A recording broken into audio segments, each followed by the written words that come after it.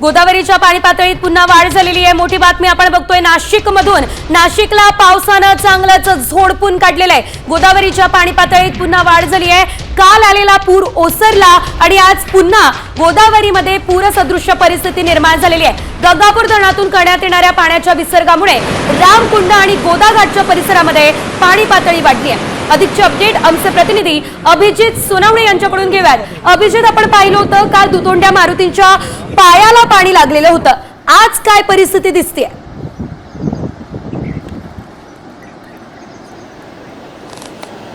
सेजल, नाशिकमध्ये आता पावसाने विश्रांती घेतलेली आहे, मात्र गंगापूर धरणातून मोठ्या प्रमाणात पाण्याचा विसर्ग केला जातोय आणि त्यामुळे पुन्हा एकदा नाशिकमध्ये गोदावरीच्या पाणी पातळीमध्ये वाढ झालेली आपल्याला बघायला मिळेल। अगदी जी लहान मोठी मंदिरं आहेत गोदा घाटावरची त्यांना देखील पुन्हा एकदा गोदावरीच्या पुराच्या पाण्याचा वेढा पडलेला आपल्याला पाहायला मिळतोय आणि संपूर्ण रामकुंडाचा परिसर पाण्याखाली गेला आहे। जे पूल आहेत रामकुंडाच्या परिसरातले छोटे, त्याच्यावरून देखील गोदावरीच्या पुराचं पाणी वाहत आहे। विशेष म्हणजे खरं तर गोदावरीच्या पूर पाण्यामध्ये न जाण्याचं आवाहन प्रशासनाकडून करण्यात आलेलं होतं, तरी देखील काही अतिउत्साही नागरिक आणि पर्यटकांकडून बघा कशा पद्धतीने समोर त्या पुराच्या पाण्यामध्ये उतरून फोटो सेशन आणि सेल्फीसाठी या सगळ्या अतिउत्साही नागरिक आणि पर्यटकांचा अट्टाहास सुरू आहे। खरं तर या ठिकाणी आता सुरक्षा रक्षकांची नेमणूक करण्याची गरज आहे, कारण या ठिकाणी कुठलीही दुर्घटना होऊ नये यासाठी प्रशासनाकडून खबरदारी घेण्याची गरज आहे। कारण अशा पद्धतीने आपला जीव धोक्यात घालून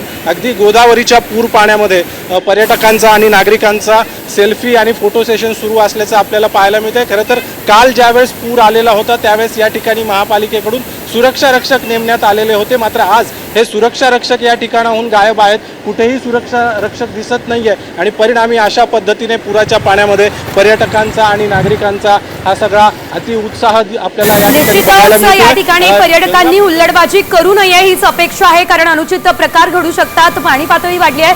धन्यवाद अभिजित दिलेल्या या सर्व सविस्तर अपडेट्ससाठी। एकंदरीत आपण ही गोदा घाटावरची आणि रामकुंड परिसरातली दृश्य पाहू शकतोय, ज्या ठिकाणी संपूर्ण गोदाघाट पाण्यानं आता वेढलेला आहे आणि या ठिकाणी नागरिकांनी गोदा पात्रामध्ये जाऊ नये हेच आवाहन केलं जाते।